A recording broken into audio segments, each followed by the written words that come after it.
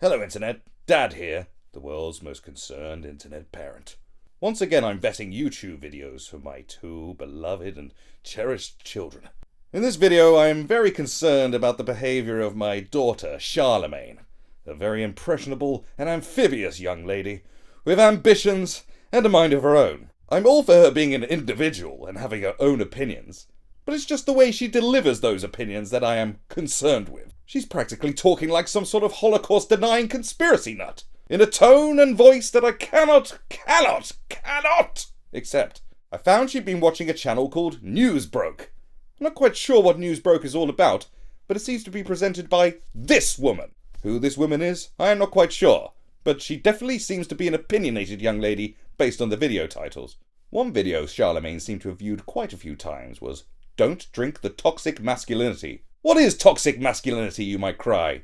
I'm not entirely sure. Is it one of those Chinese weird drugs that makes you feel like your skin is on fire? Well, there's only one way to find out. Cue intro, let's have a look!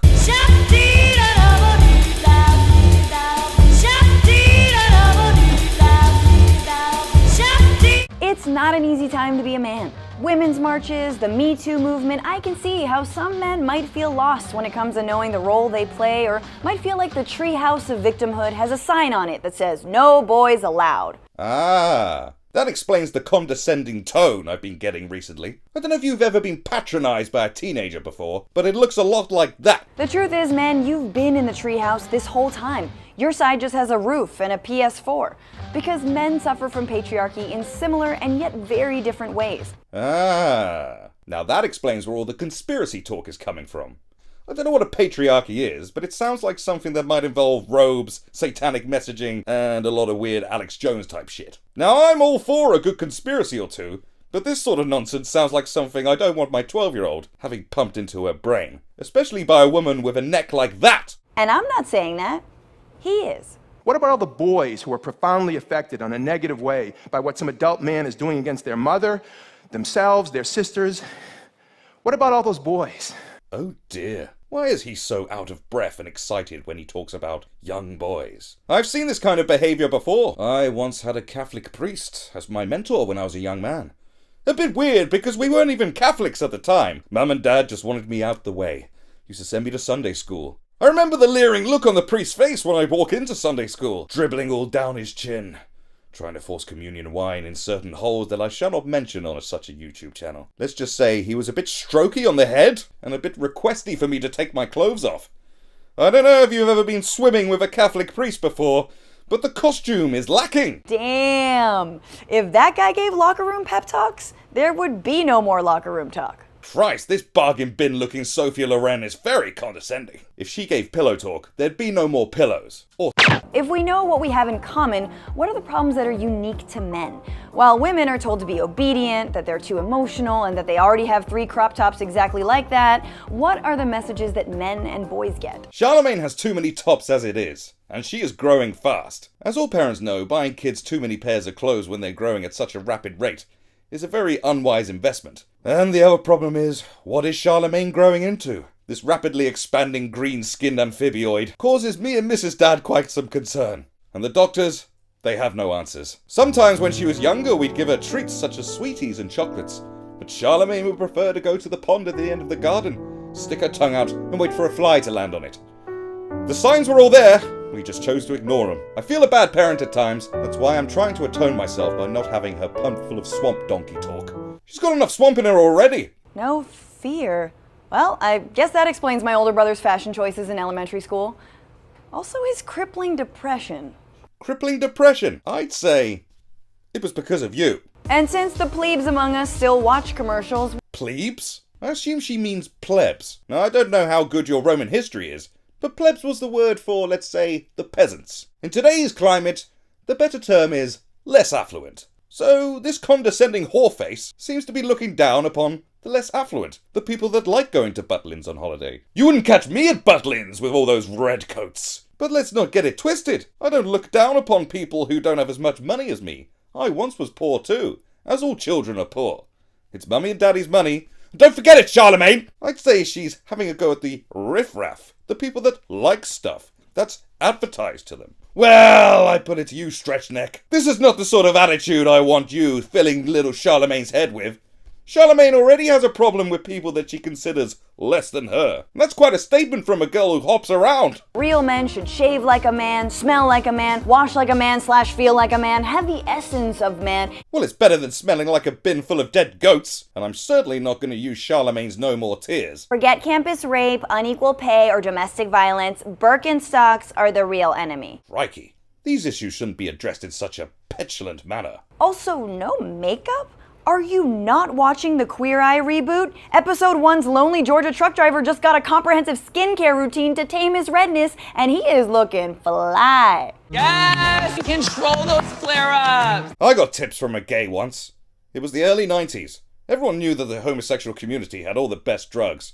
We were a right raving bunch of chaps back then. Big box, little box, cardboard box, fish. Big fish, little box, fish box. You know, raving. We discovered that all the best drugs might be at Heaven in South London. My best friend Benji suggested we go to a gay club and get our hands on some Mitsubishi turbos and get our fucking gurn on. Unfortunately, this stereotype about homosexuals in the 90s was not always true. What happened was a gay man suggested to me that there was something more exciting than popping 10 Mitsubishi turbos, gurning my nut off, and pooing myself to the prodigy. He took me in the toilet. He pulled something out of his trousers. He closed the door and then pulled out his penis. To cut a long story short, I ended up snorting poppers out of the Jap's eye of a homosexual's penis. Now, I was high as shit, but once I came down, I realized what I'd done.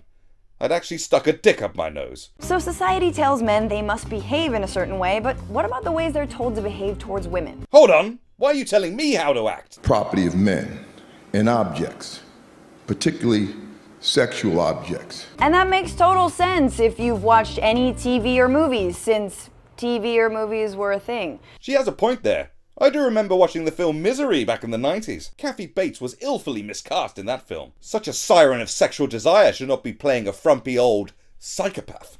No offense to Kathy Bates, but your sex appeal is far too much for a serious film. I don't like the way they exploit women in movies. Just look at Charlize Theron in Monster. They made her look fucking sexy, and that was wrong. Practically every coming-of-age movie, a man's worth is purely defined by whether or not he has sex. Steady on. I'd like Charlemagne to get banged at least once in her life. Her unfortunate skin and hoppy legs may prevent that from ever happening. Some horny young teenager has got to stick it in her, because he has no other choice. And that is all I can hope for my dear beloved little Charlemagne. Oh, Charlemagne! I do remember in preschool, when we first walked her in. Everyone did look and stare. They wondered why a girl had eyes so far apart, and why she was chewing on a wasp. She thought it was a fly. She was confused. She was a child. But what they did to her that day at preschool was unforgivable. They threw her in the paddling pool and said, "Lay your frog babies, frog!" And all of that pressure takes a toll on men. As a boy, all I wanted was to be accepted and liked by the other boys.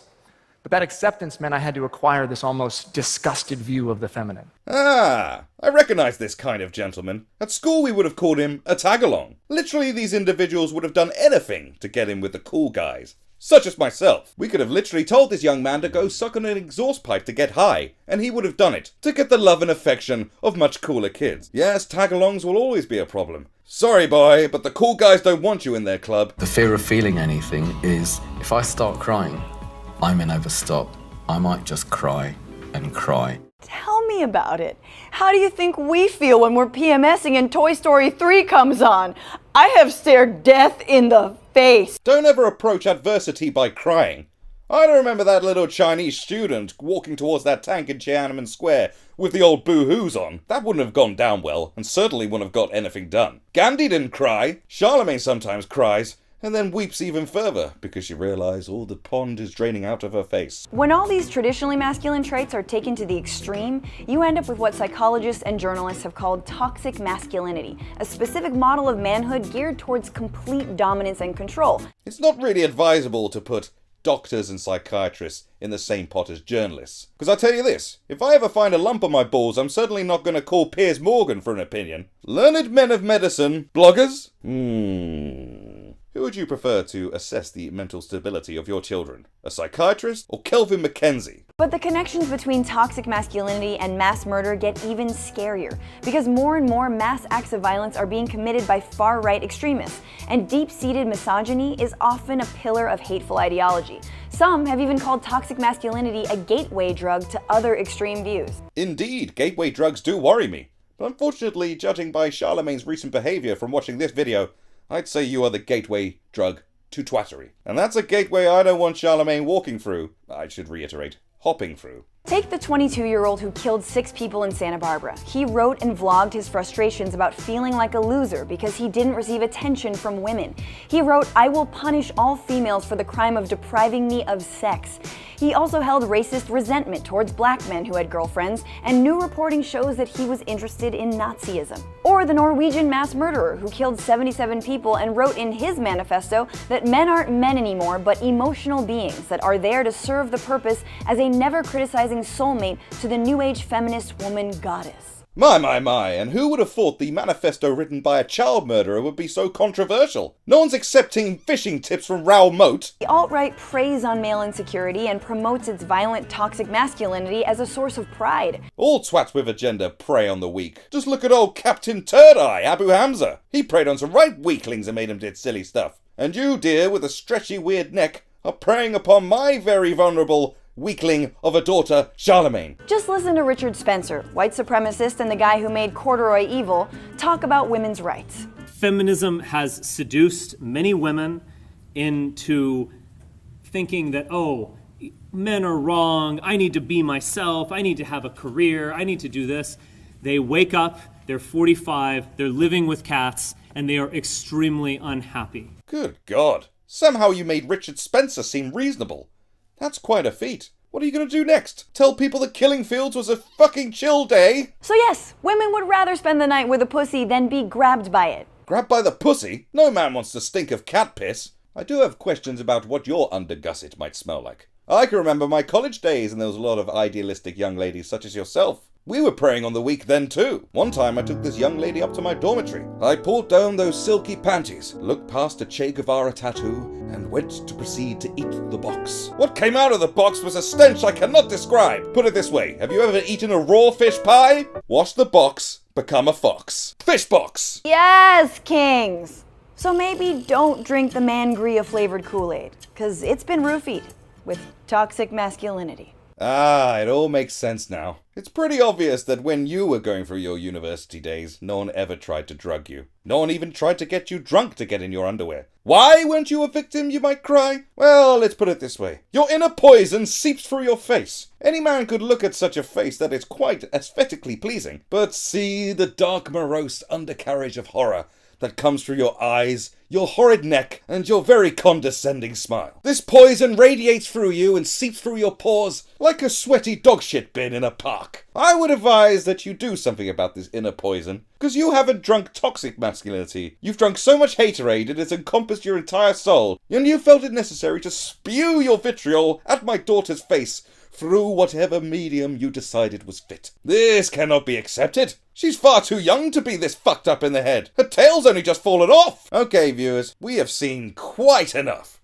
It's a unanimous niche. News broke, news woke, weird neck lady. I don't want you filling little Charlemagne with weird ideas about how life is putting her down and how men are somehow some sort of evil toxic bin full of spew. When you are the toxic bin. I don't know what happened to you when you were a young lady, but it must have been something pretty shitty. But I'd put it to you that you were shitty to people yourself, and what goes around comes around. Charlemagne finds life hard enough, having to hop from friend to friend, with her strange wandering eyes and lime green skin. Charlemagne has enough problems and weird ideas in her head already. I don't want Charlemagne to become a man-hater before she's even had the chance to be fucked over by a man. And the way things are looking, it's going to be a very, very tough call to try and get a man to even kiss her. And when she turns of age and it's time to actually feed some pole into her, I do fear the worst. So please kindly stay away from all 12-year-old young girls. Stop filling little girls' heads with silly ideas. They get enough of that from their friends. Daughters, sons, mothers and fathers. Listen to each other, and not some weird gammy-necked freakoid who seems to think she's funny. You grow out of being condescending when you turn 20, because you're not a teenager anymore. But this lady does look about 46. And being 46 and a teenager is not a good look. Just ask Owen Jones. Anyway, that's it for Dad. Keep vigilant, parents. There's nutters trying to fill your kids with weird shit. I shouldn't have drunk all this mangria. Dr. Drew, put me back on Love Line.